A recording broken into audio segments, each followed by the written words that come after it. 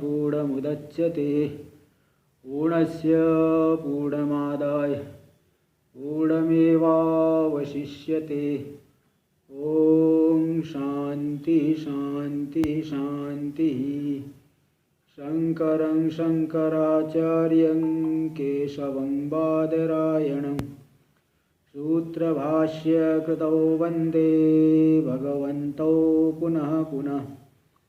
ईश्वरो गुरुरात्मेति मूर्तिभेदविभागिने व्योमवद्व्याप्तदेहाय दक्षिणामूर्तये नमः।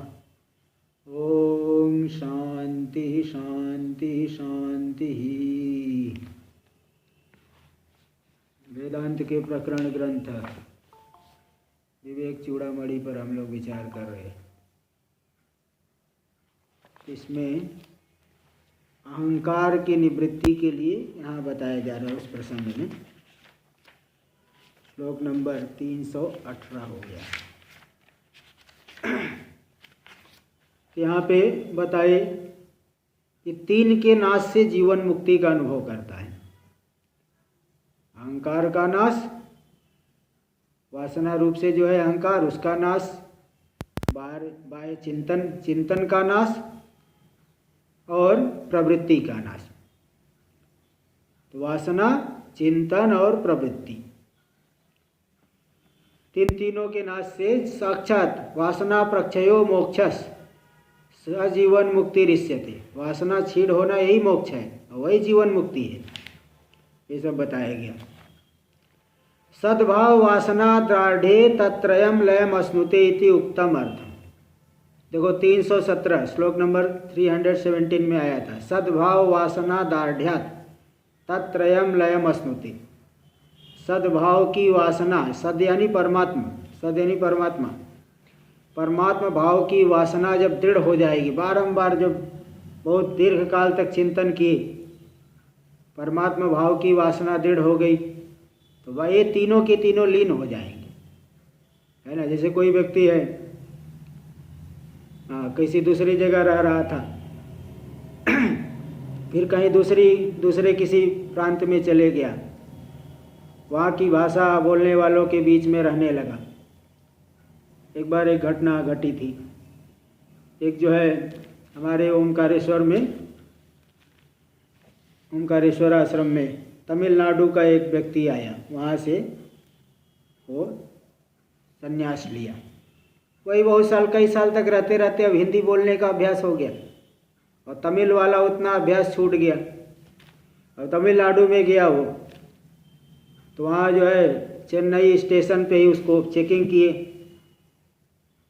तो उसके पास कोई आई कार्ड तो था नहीं। वो महात्मा लोग कहाँ पहले रहते हैं, अभी रखने लगे, पहले नहीं रहता था। तो चेकिंग किए तो पूछ रहा है, बोला मैं तमिलनाडु का हूँ, और बोल रहा बीच बीच में हिंदी बोल रहा है, तमिल बोल रहा है। तो लोग जो है उसको पकड़े। बाद में फिर उसने बताया नहीं मैं यही का हूँ। फिर उसने अच्छे से जब पूरा तमिल बोला तब वो लोगों को विश्वास हुआ। तो मतलब क्या है कि दूसरी वासना दृढ़ होने से एक वासना कमज़ोर हो जाती है। एक वासना दृढ़ हुई तो दूसरी वासना कमज़ोर होना पक्का है। तो पहले विषय की वासना दृढ़ थी, जब परमात्मा का चिंतन करते करते सद्भाव वासना दृढ़ हो गई तो वे तीनों लीन हो जाएंगे। इसलिए कह रहे सद्भाव वासना दार्ढे, परमात्मा भाव की वासना दृढ़ होने पर तत्रयम लयम अश्नुते, वे तीनों के तीनों अहंकार, विषय का चिंतन और बाह्य प्रवृत्ति, विषयों को प्राप्त करने के लिए प्रवृत्ति, लीन हो जाते। इति उक्तम अर्थम, ये जो अर्थ कहा गया इसी को सदृष्टान्तम, दृष्टांत के सहित बता रहे सद्वासनेति। श्लोक नंबर 319 सद्वासना स्फूर्ति विजृंभणे। अच्छा पूरा ही पहले। सद्वासना स्फूर्ति विजृंभणे सति यसौ विलीना त्वमादिवासना।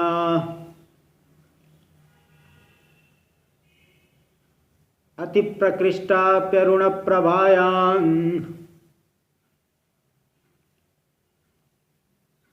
विलीयते साधु यथा तमिस्रा। सद्वासना स्फूर्ति विजृंभणे सति। परमात्मा वासना के स्फुरण की वृद्धि होने पर, विजृंभण विस्तार होने पर, परमात्मा का चिंतन करते करते परमात्मा ही कहीं चिंतन की धारा चलने लगी, उसी का ही संस्कार बढ़ गया। जैसे कोई भक्त है, भगवान का चिंतन करते करते भगवान ही छाए रहते बुद्धि में, ये तो देखा गया है। तो इसलिए सद्वासना स्फूर्ति का विजृंभण विस्तार होने पर, अधिक हो जाने पर, असौ तु अहमादि वासना विलीना, है ना, वो जो अहमादि अहंकार आदि की वासना है, संस्कार है, विलीन हो जाती है, वो नष्ट हो जाएगा। इसमें उदाहरण दे रहे हैं अति प्रकृष्टा प्यरुण प्रभाया विलीयते साधु यथा तमिस्रा। तमिस्रा यानी अंधकार। रात्रि में जो एकदम घोर अंधकार है, अमावस्या आदि दिनों में तो एकदम गहरा घना अंधकार, वो घना अंधकार अत्यंत प्रकृष्ट है, तो भी अरुण प्रभायाम, प्रातः काल अरुणोदय काल में सूर्योदय होने पर सूर्य की प्रभा पृथ्वी पे पड़ती है, तो अत्यंत प्रकृष्ट अंधकार भी नष्ट हो जाता है, विलीन हो जाता है। तो विपरीत पदार्थ जैसे ही आया, पूर्व वाले को हटना पड़ेगा। ऐसे विषयों का संस्कार तभी तक बढ़ते रहेगा जब तक हम लोग परमात्मा चिंतन में नहीं लगते। और परमात्मा चिंतन दृढ़ होने लगा, विषय के संस्कार गायब होने लगेंगे। लोग कहते महाराज कितना भी कुछ करो, ये चिंतन हटता नहीं। अरे भाई, तत्पर होकर के लगोगे तो क्यों नहीं हटेगा। बाल्यावस्था में आपका चिंतन कुछ दूसरा था, वो चिंतन कैसे हट गया। युवावस्था में चिंतन कुछ दूसरा रहता है, वृद्धावस्था में हो युवावस्था वाला चिंतन क्यों हट जाता है। इसलिए सब हट जाता है। और जो संन्यास ले लिया, घर परिवार सब छोड़ छाड़ दिया, वहाँ का चिंतन नहीं करता। यहाँ का चिंतन फिर महात्माओं के बीच में जो रहा, वो ये सब बातों का चिंतन होता है। इसलिए जैसा मतलब आप अभ्यास करोगे, अभ्यास की महिमा है, वैसा ही चिंतन होगा।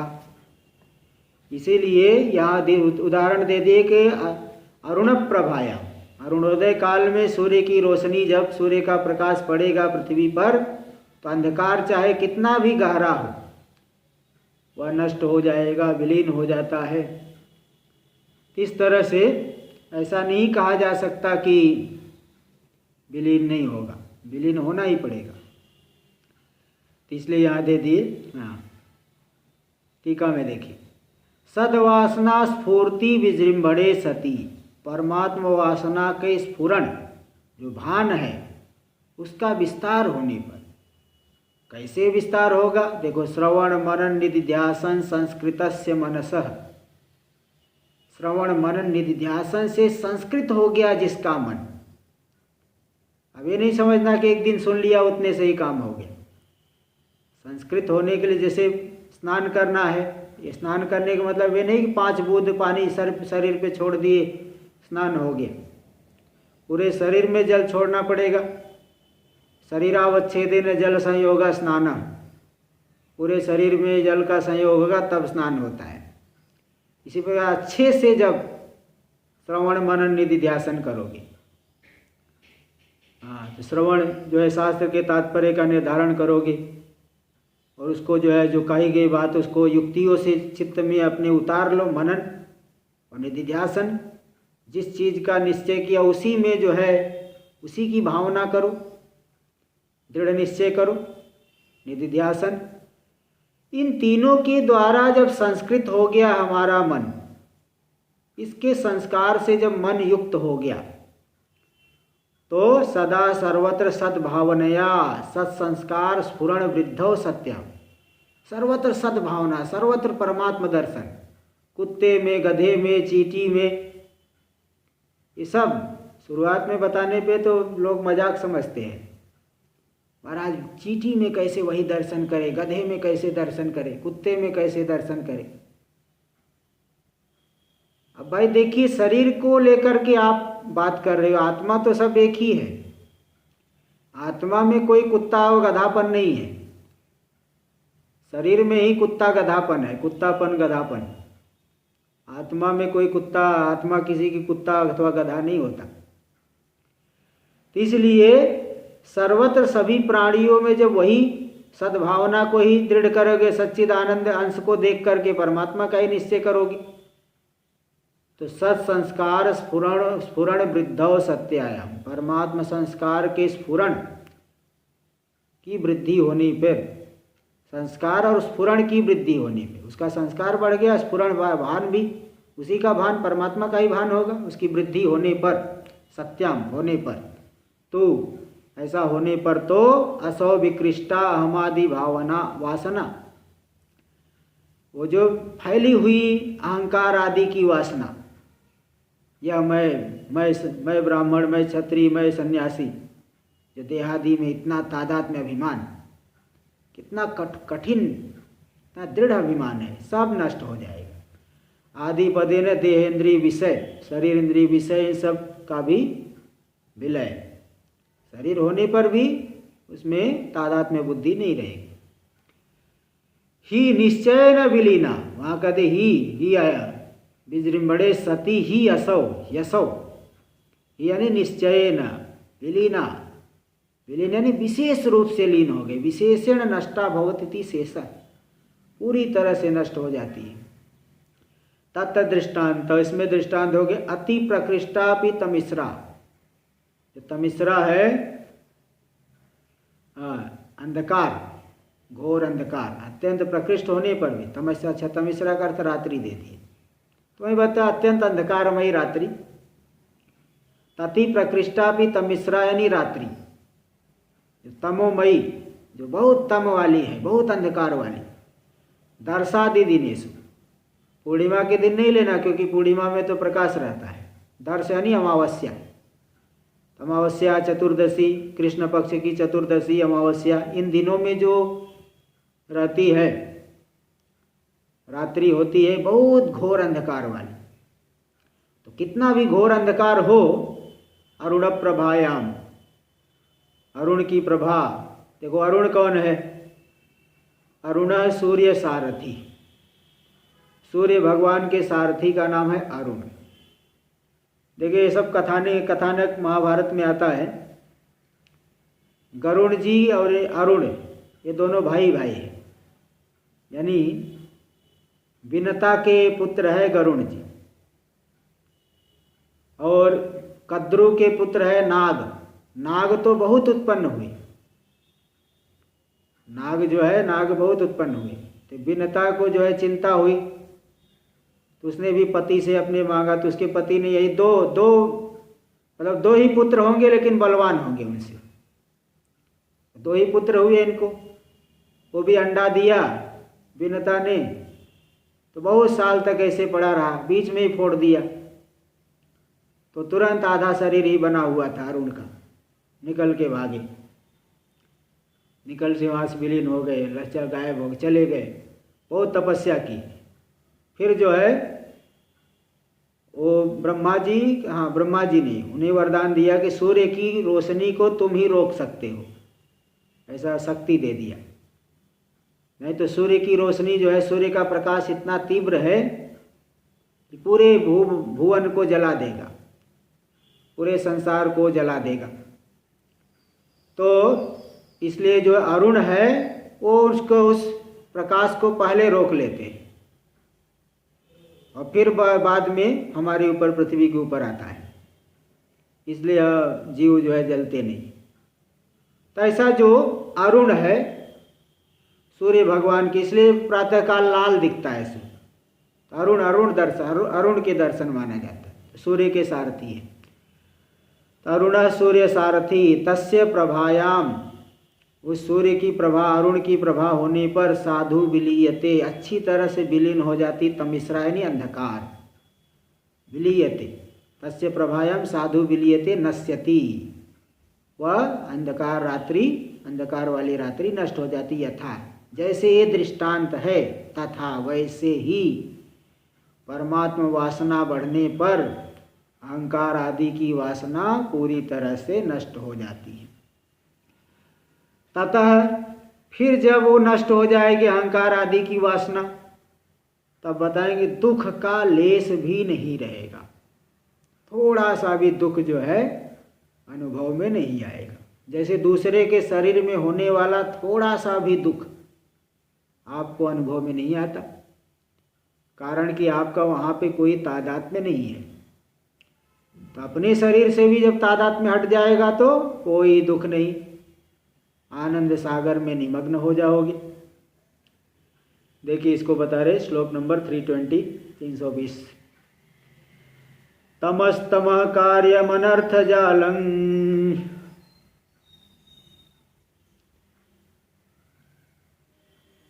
न दृश्यते सत्युदिते दिनेशे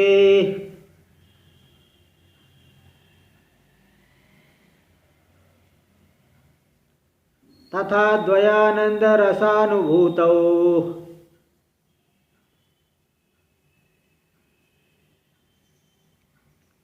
नैवास्ति बंधो न च दुःखगन्धः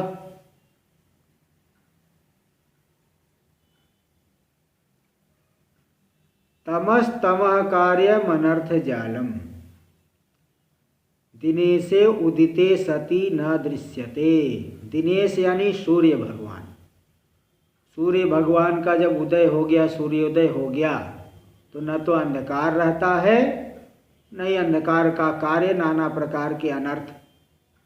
क्योंकि अंधकार में चलोगे, कहीं ठोकर लगा, गिर गए, मुंह फूट गया, दांत भी टूट सकता है ना। कहीं गड्ढे में गिर गए, कहीं कुछ। एक बार हमारे ओंकारेश्वर में स्वामी जी जिनसे अध्ययन किया प्रस्थानत्रय, वो बता रहे थे वो पंजाब में कुटिया में साधना के लिए जाते थे। तो वहाँ पे ठंडी के दिनों में बहुत अधिक कोहरा पड़ता है, बहुत एकदम जो है घना कोहरा। तो एक बार वो रात्रि में उनको लघु शंका लगी, कुटिया से बाहर निकले, थोड़ा दूर जो है, रात्रि में सो रहे, ज़्यादा कपड़ा नहीं पहने हैं, कम रजाई ओढ़ के सोते हैं। तो बाहर निकले कि अभी आ जाऊंगा तुरंत। वो गए उधर लघु शंका करने, और जैसे आने लगे तब तक लाइट चली गई, और बहुत घना अंधेरा है, कोहरा है। और किधर जाओ किधर जाओ, वो जो है भटक के जो है जाने लगे, दूसरी दिशा में पहुंच गए। तो बहुत ठंडी लग रही, शरीर पे कपड़े भी नहीं। तो तब से वो जो है थोड़ा कुटिया की तरफ नहीं जाके दूसरी तरफ चले गए गलती से। और चलते रहे थोड़ा समय, और कुछ दूर जाने पे एक वृक्ष से टकराए। तब उनको मालूम पड़ा कि मैं जो है गलत दिशा में आ गया। फिर जो है अंदाज अनुमान करके वो फिर कुटिया तक पहुँचे। यानी के न प्रकार ने, मतलब बहुत कष्ट झेलना पड़ा। मतलब एक ही बहुत ठंडी लग रही है। तो मतलब रात्रि में अंधकार से जो नाना प्रकार के अनर्थ हो सकते, आपको ठोकर लग सकती है, कोई जो है कहीं पीड़ा हो सकती है, कोई चोर आपको लूट सकता है, कहीं कुछ हो सकता है। अंधेरे में चोरी भी बहुत हो जाती है, उजाले में तो नहीं होता उतना। तो तमह तमह कार्यम अनर्थ जालम, अंधकार और अंधकार का कार्य जो अनर्थ समुदाय है, जाल यानी समुदाय। न दृश्यते सत्य उदिते दिनेशे, दिनेश सूर्य भगवान के उदित होने पर वे सब के सब अनर्थ समुदाय तमोगुण से, तम यानी अंधकार से होने वाले, तो अंधकार ही नष्ट हो गया तो अनर्थ समुदाय भी नहीं रहता। तो जैसे ये दृष्टांत है, ठीक इसी प्रकार दार्ष्टान्तिक में आ जाइए। तथा द्वयानंद रसानुभूत, अद्वितीय आनंद रूपी जो रस, रस यानी सार, जो आनंद स्वरूप है परमात्मा, उसका अनुभव हो जाने पर नैवास्ति बंध, कोई बंधन नहीं रह गया। शरीर में अध्यास है, तादात्म्य अध्यास, तो सब बंधन अपने आप आ जाएंगे। और शरीर में अध्यास मिट गया तो कोई बंधन नहीं। न च दुख गंध, दुख का थोड़ा सा लेस भी, गंध भी नहीं। जैसे कोई भोजन बनाए है, घी डाला है क्या? बोला अरे घी क्या, घी का गंध भी नहीं है यहाँ तो, मतलब बिल्कुल नहीं है। इसी प्रकार जब स्वरूप का साक्षात्कार हो गया तो दुख क्या, दुख का गंध भी नहीं अनुभव में आएगा, बिल्कुल दुख नहीं। तो मतलब यह है कि भाई तादात्म्य जब हट गया तो सारी बीमारियों की मूल शरीर में तादात्म्य है। शरीर में तादात्म्य होने से नाना प्रकार के अनर्थ हम अनुभव करते हैं, बाल्यावस्था से लेकर के वृद्धावस्था तक। मरण काल में कितना जो है व्यक्ति को मोह रहता है, सब छूट रहा है। बहुत ये कठिन चीज है, इसलिए शरीर में तादात्म्य हटना ही चाहिए। भले कई लोग बोलते हैं अरे क्या जो है आप बोलते हैं संसार मिथ्या अथवा कुछ और ये बात, तो मतलब ये है कि भाई जो है जब जो चीज आपसे छूटनी ही है तो उसको मिथ्या बोलना कुछ गलत नहीं होता है। शास्त्र कह रहा है ना, शास्त्र भी कह रहा है, केवल मैं ही नहीं कह रहा हूँ, महापुरुषों का अनुभव बता रहा है, शास्त्र कह रहा है। तो जो चीज आपसे वियोग होना ही है उसे पहले से ही सावधान हो जाना, ये थोड़ा बुद्धिमानी वाला कार्य होता है। कहीं आगे जो है रास्ते में धक्का लगना है तो पहले थोड़ा सावधान हो जाए, तो इसमें बुराई क्या है? इसमें कोई बुराई नहीं, कोई जो है, इसलिए ये जो है थोड़ा विवेचन करते रहना ही चाहिए। इसलिए आप बता दें कि अद्वितीय आनंद रस का अनुभव होने पर कोई बंधन नहीं और कोई दुख का गंध भी नहीं, लेस भी नहीं, बिल्कुल दुख नहीं। टीका में देखिए, अरुणोदयानंतरम दिने से भास्करे उदिते सती। अरुणोदय के अनंतर, अरुण सूर्य सारथी, उनका उदय हो जाने पर जब भास्कर भगवान उदित हो गए, सूर्य भगवान, तो उदयाचलम आरूढ़े, उदयाचल में आरूढ़ हो गए। उदय पर्वत, उदय पर्वत पूर्व दिशा में उदय पर्वत है, उदयाचल में आरूढ़ हो गए। उदयाचल में आरूढ़ होने पर आरूढ़े सती तमः सारवरम तमः, रात्रि का जो अंधकार है, अंधकार तो अंधकार भी गायब हो जाएगा और तत्कार्यम अनर्थ जालम, और अंधकार से होने वाला जो नाना प्रकार का अनर्थ, अनर्थ समुदाय, नाना प्रकार की समस्याएं, क्या क्या समस्या है थोड़ा दिग्दर्शन कर दो। देखो समस्या, चक्षु पीड़ा, आँख से बहुत कोशिश करने पर भी कुछ नहीं दिखेगा, आँख में पीड़ा हो गई। चोर बाधा, चोर लूट लेते हैं मौका देख करके। मार्गस्खलन, रास्ते में चलते गिर पड़ेगा, आदि से ठोकर लग गया, कहीं कुछ हो गया, शरीर में चोट लग गई, कहीं जा रहा था सिर टकरा गया, तो स्खलनादि जात, इन सब से उत्पन्न होने वाला जो दुख कदम्बम, दुख का समुदाय, कदम न दृश्यते, बिल्कुल नहीं दिखाई पड़ता। जब सूर्योदय हो गया तब तथा यथा, जैसे ये दृष्टांत है, तथा ठीक वैसे अब दार्ष्टान्तिक में आ जाइए। तथा द्वयानंद रसानुभूत, अद्वितीय जो परमात्मा है, आनंद स्वरूप है, उस आनंद रूपी रस का अनुभव हो जाने पर, आनंद के रस का अनुभव कैसे होगा? सद्वासना स्फुरण वृद्धि वसात, परमात्म वासना के स्फुरण, भान, उसकी वृद्धि होने से।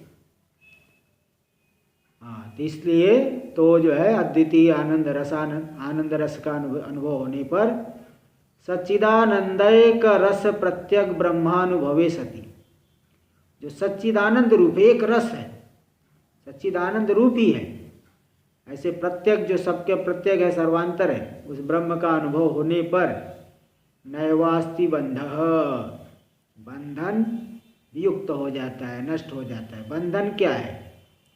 अनात्मनि आत्मबुद्धि ही, अनात्मा में, शरीर आदि में जो मैं बुद्धि, आत्मबुद्धि, इसी से फिर सारा प्रपंच होता है। इस अनात्मा में आत्मबुद्धि रूपी बंधन बिल्कुल नहीं होता। न च दुख गंध, दुख का लेस भी नहीं रहता। क्यों नहीं होगा? क्योंकि हेतु अध्यास से नाशा, दुख का हेतु अध्यास, भ्रांति, उस भ्रांति का ही नाश हो गया, तो फिर उस भ्रांति को लेकर के जो दुख होने वाला था वो हट गया।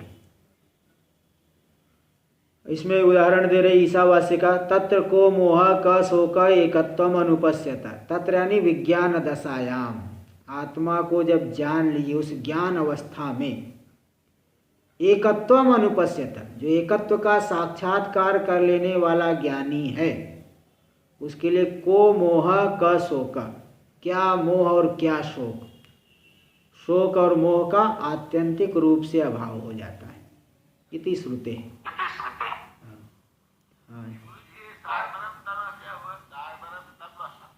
सर्वरी यानी रात्रि होता है, और रात्रि में होने वाला तम को कहते हैं सार्वरम तम, रात्रि में होने वाला तम अंधकार। सर्वरी यानी रात्रि, उसमें होने वाला तम को सार्वरम तम इति श्रुते है।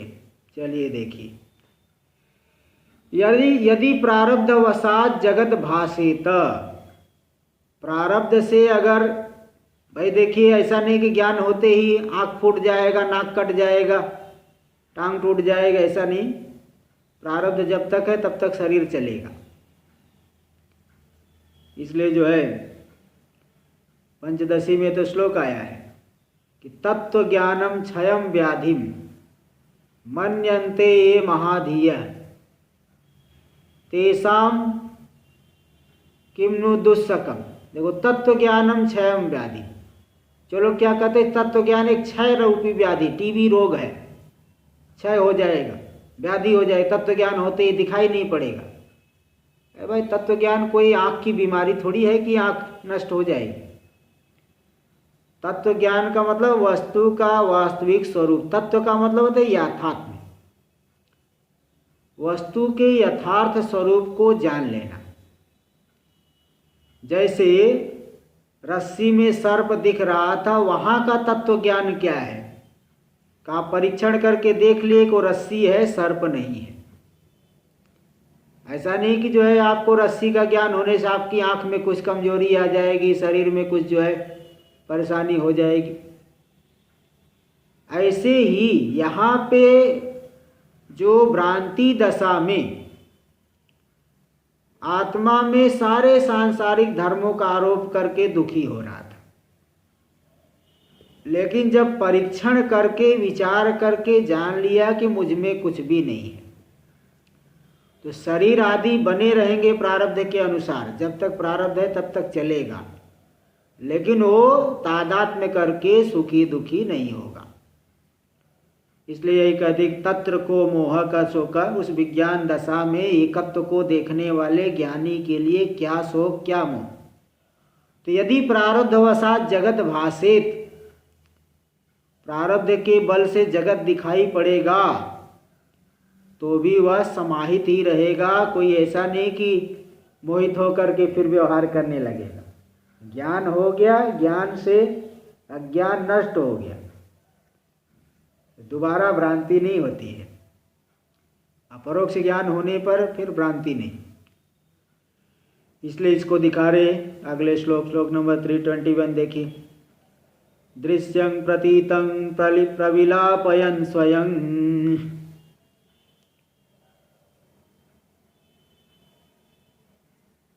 सन्मात्रमानंद घनं विभावयन्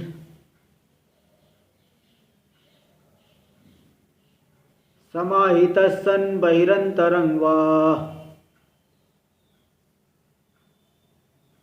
कालं नयेथा सति कर्म बंधे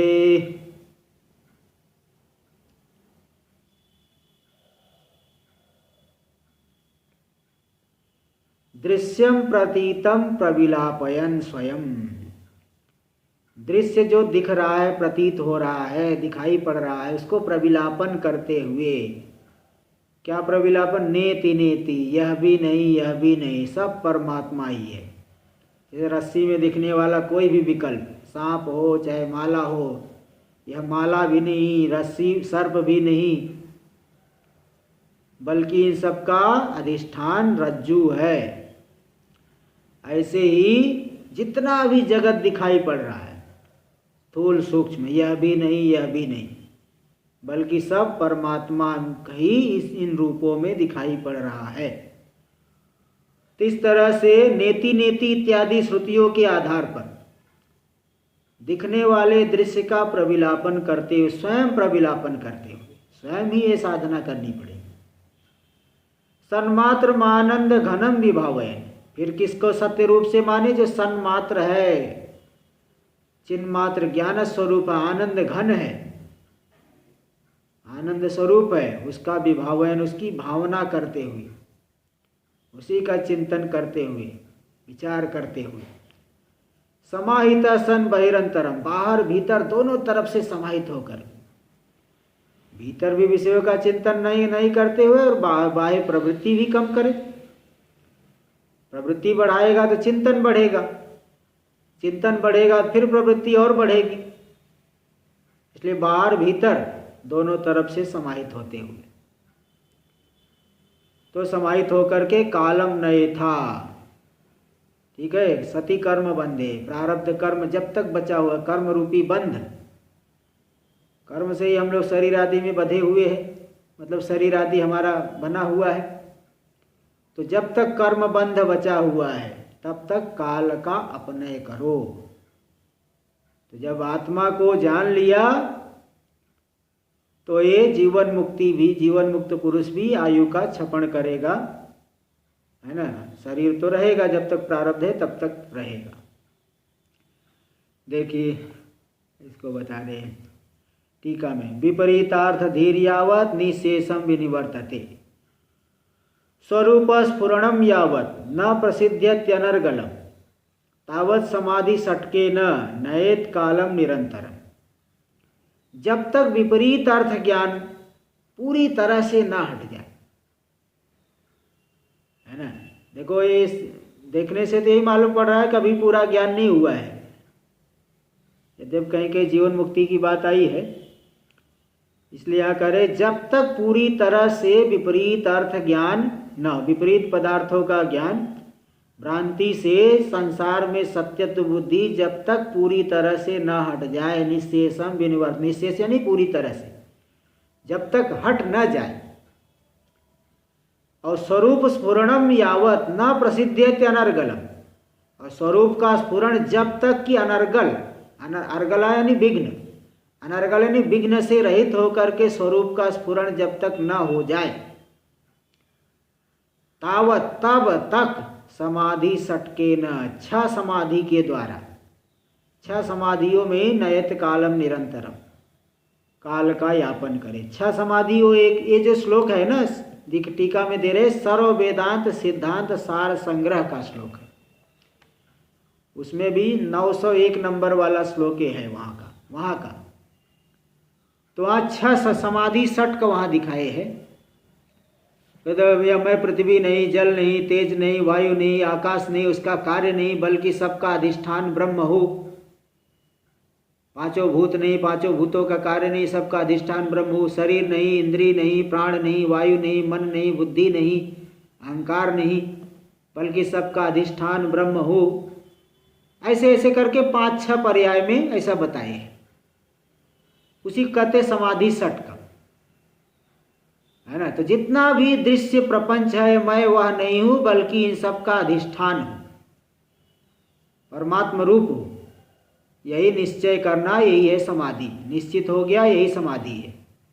इस समाधि के द्वारा ही काल का यापन करे, समाहित होकर के ही काल को निरंतर यापन करे। इति उक्तत्वात्, ऐसा वहां पे कहा गया है।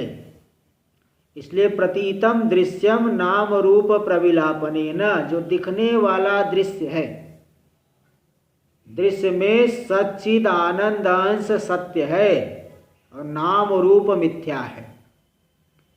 जैसे मिट्टी से बना हुआ कोई भी बर्तन आप देखिए, तो अगर आप दृष्टि केंद्रित करोगे तो आपको मिट्टी ही दिखेगी, उसका आकार और उसका नाम नहीं दिख करके आपको यही मालूम पड़ेगा ये मृत्तिका है, मृत्तिका से अतिरिक्त तो कुछ भी नहीं।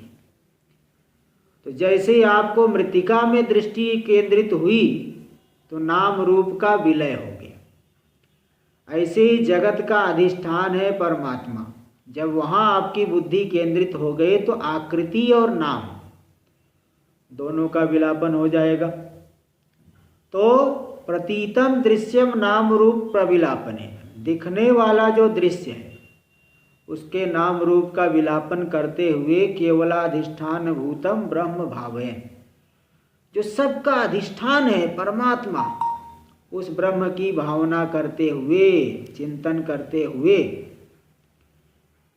स्वयं च सन्मात्रम आनंद घनम विभवेन, और वही मैं हूँ, वह सन्मात्र आनंद घन परमात्मा मैं हूँ।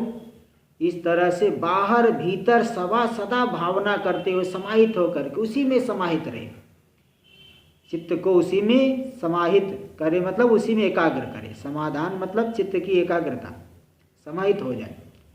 तो बाहर भीतर सर्वत्र उसी में समाहित रहते हुए कालम नए था, काल का यापन करे। तो देखो इसको वहाँ पे दिखाए, वहाँ के और श्लोक दे रहे, सर्व वेदांत सिद्धांत सार संग्रह भगवान शंकराचार्य के द्वारा विरचित है। 1000 श्लोक है उसमें, 1000 कुछ श्लोक है। यं भूर्न सन्नापितो यं न तेजो न वायुर्न खम नापि तत्कार्य जातम यदेषामधिष्ठान भूतं विशुद्धं सदेकं परं यत्तदेवाहमस्मि। यह जो पृथ्वी भी नहीं, सत नापी, सत यानी व्यवहार, जिसके सद रूप से व्यवहार होता है वह भी नहीं, उत्पन्न होने के बाद जिसका व्यवहार होता है वो नहीं। अच्छा, यह पृथ्वी सत, यह भूर्ण, यह पृथ्वी नहीं, सत नहीं, सत भी नहीं, यानी व्यवहार के योग्य जो है, उत्पन्न होने के बाद जो व्यवहार होता है वह भी नहीं। तोयम न, हाँ अच्छा, सत नापी तोयम। अच्छा, यह यम भूर न सत, यह पृथ्वी सत्य नहीं, ऐसा लेना। यह पृथ्वी सत्य नहीं, नापी तोयम, जल भी सत्य नहीं, न तेजो, तेज भी सत्य नहीं, न वायु, वायु भी सत्य नहीं, न खम, खम यानी आकाश भी सत्य नहीं, नापि तत्कार्य जातम, उनका कार्य समुदाय भी सत्य नहीं। बस अच्छा, यही ठीक है। पृथ्वी भी सत्य नहीं, जल भी सत्य नहीं, तेज भी सत्य नहीं, वायु भी सत्य नहीं, आकाश भी सत्य नहीं, और नहीं इनका कार्य। तो छा देखो, छा का निषेध कर दिए ना, ये छा के छा नहीं है, इसलिए समाधि सट कर कई पर्याय में ऐसा दिखाया है। तो यदेषाम अधिष्ठान भूतम, फिर सत कौन है? जिन सभी का अधिष्ठान है, जिनमें ये सभी कल्पित होकर के दिखाई पड़ रहे हैं। ऐसा जो विशुद्धम सदेकम परम, विशुद्ध जो एक सद परमात्मा है, यत् तदेवाहमस्मि, वही मैं हूँ। देखो ये समाधि, यही वेदांत की समाधि है। वेदांत की समाधि कोई जड़ समाधि नहीं लेना, मैं परमात्म रूप हो ऐसा निश्चय होना ही वेदांत की समाधि है। ये बात नोट कर लेना, मैं परब्रह्म रूप हूँ ऐसा निश्चय होना ही वेदांत की समाधि है। इसलिए बार बार इधर उधर आप लोग भटका मत करिए, नहीं तो कई बार लोग पूछते समाधि क्या है, समाधि क्या है, समाधि क्या है। अरे निश्चय होना, ऐसा निश्चय होना, ये समाधि वेदांत की। योग में तो जड़ समाधि मतलब चित्त का निरोध हो जाना, कोई वृत्ति ही न रहे। वेदांत में जड़ समाधि नहीं है, मैं परब्रह्म हूँ ऐसा निश्चय समाधि इत्यादि रीत्या। इस रीति से बाह्य पदार्थों का निषेध करके, और फिर अध्यात्म में भी न देहो न चाक्षाणि न प्राण वायुर मनो नापि बुद्धि न चित्तं यं दिहि यदेषाम अधिष्ठान भूतं विशुद्धं सदेकं परं यत्तदेवाहमस्मि।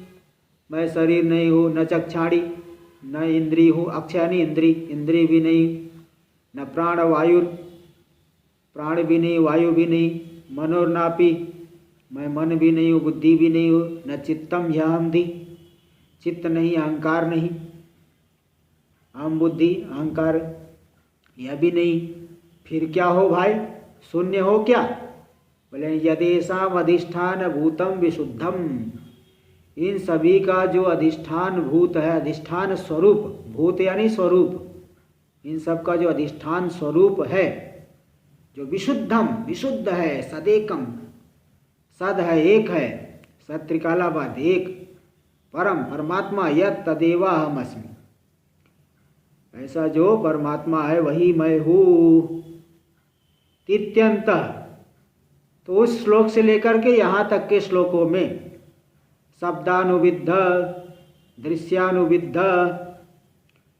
सविकल्पक निर्विकल्पक भेदेन, पहले शब्द को लेकर के ध्यान करेगा, फिर दृश्य में अनुविद्ध अनुगत उसको लेकर के ध्यान किया, इन सब का अधिष्ठान मैं हूँ। फिर जो है सविकल्पक, सविकल्पक दशा में क्या रहता है कि त्रिपुटी रहती है, ध्याता ध्यान और ध्येय तीनों रहता है। मैं ध्यान कर रहा हूँ, जैसे मैं विष्णु भगवान का ध्यान कर रहा हूँ, विष्णु भगवान हो गए ध्येय ध्यान के विषय, मैं हो गया ध्यान करने वाला, क्या कर रहा हूँ ध्यान कर रहा हूँ। तो ध्याता ध्यान ध्येय ये त्रिपुटी जिस समाधि में रहे उसको कहते हैं सविकल्पक समाधि। किंतु ध्यान करते करते करते करते ऐसी अवस्था में पहुंच गया कि ध्येयाकार वृत्ति, मैं ध्यान कर रहा हूँ और ध्येन का करता हूँ, ध्यान क्रिया को कर रहा हूँ, दोनों को भूल करके केवल जिसका ध्यान कर रहा है तदाकार वृत्ति ही रह जाना, मैं पर ब्रह्म हूँ, बस ऐसा निश्चय ही रह जाना, ये निर्विकल्पक समाधि हो गई। तो सविकल्पक निर्विकल्पक भेदेन बहिरंतर वा समाहित मनसा, बाहर भीतर चारों तरफ समाहित मन, तो बाहर भी जो है मन को दौड़ाए विषयों में नहीं, अंदर ही चिंतन करे, बाहर भीतर सब तरह से समाहित मन के द्वारा इसी में जो है समय बिताए। तो या कर्म बंधे, कर्म बंध यानी प्रारब्धात विक्षेपे प्रसक्ते, प्रारब्ध से जो विक्षेप की प्राप्ति हो रही थी उस समय कालो नेय, इस तरह से काल समाहित होकर के समाधि करते हुए काल का यापन करे, तब जाकर के वह निष्ठा उसकी सिद्ध होगी, ब्रह्मनिष्ठ हो जाएंगे। तो अब यहाँ तो इस प्रमाद भी कई लोग कर जाते हैं, बोले साधना तो करते फिर प्रमाद भी कर जाते हैं, तो प्रमाद करते रहते हैं तो फिर साधना में आगे नहीं बढ़ पाते। इसलिए कह रहे हैं कि ब्रह्मनिष्ठा में प्रमाद नहीं करना चाहिए, इसको दिखा रहे। कदापि कथनचित शिष्यो दुख माँ भूत, दुख भाक माँ भूत, मेरा शिष्य कभी भी किसी भी काल किसी भी प्रकार से दुख का भागी मत हो, दुख का भागी न बनीति अनुक्रोशेन, अनुक्रोश यानी वो शोक कर रहा है कि मेरा शिष्य कभी भी दुख का भागी ना हो, मेरा प्यारा कितना प्रिय शिष्य है। जैसे कोई पिता है अपने पुत्र के विषय में सदा चिंतन करते रहता है कि मेरा पुत्र जो है बहुत बड़ा आदमी बने, कभी भी जो है उसको दुख ना हो, इसलिए सदा आशीर्वाद भी देंगे। ऐसे गुरु जो है, जो शिष्य योग्य शिष्य है, हो सकता है उनके मन में ऐसा आ जाए कि मेरा शिष्य कभी भी दुख का भागी न बने। इस तरह से अनुक्रोश करते हुए दुखी होते जात विवेकस्यापि, जिसको विवेक उत्पन्न हो गया तो भी दुख प्रसक्ति मार्गम पुनराह, तो दुख की प्रसक्ति हो जाए, प्राप्ति का मार्ग बन जाएगा वो। अगर इस तरह से चिंतन करते रहेगा तो दुख की प्राप्ति हो जाएगी। इसको दिखा रहे प्रमाद इत्यादि ना विस्तरेण, इसलिए प्रमाद नहीं करना चाहिए। इन सब चीज़ों में वो नहीं लगाना चाहिए। भाई प्रारब्ध के अनुसार सभी को मिलेगा, उपदेश करे सन्मार्ग का, और भोग तो प्रारब्ध के अनुसार मिलता है। इसलिए चाहे कितनी भी सुविधा कर दो पुत्र आदि को, लेकिन प्रारब्ध अगर ठीक नहीं है तो उन सब चीज़ों को बेकार कर देते हैं। इसलिए जो है सन्मार्ग का उपदेश दे, ये बात ठीक है। अनुक्रोश जो है चिंतन वही चिंतन करता रहे, प्रमाद हो गया। प्रमाद नहीं करना चाहिए, इसको दिखा रहे श्लोक नंबर 322 देखिए। प्रमादो ब्रह्मनिष्ठायां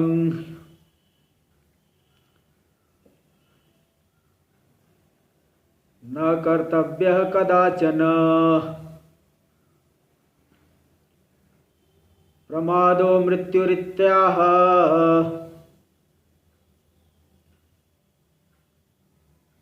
भगवान ब्रह्मणः श्रुतः।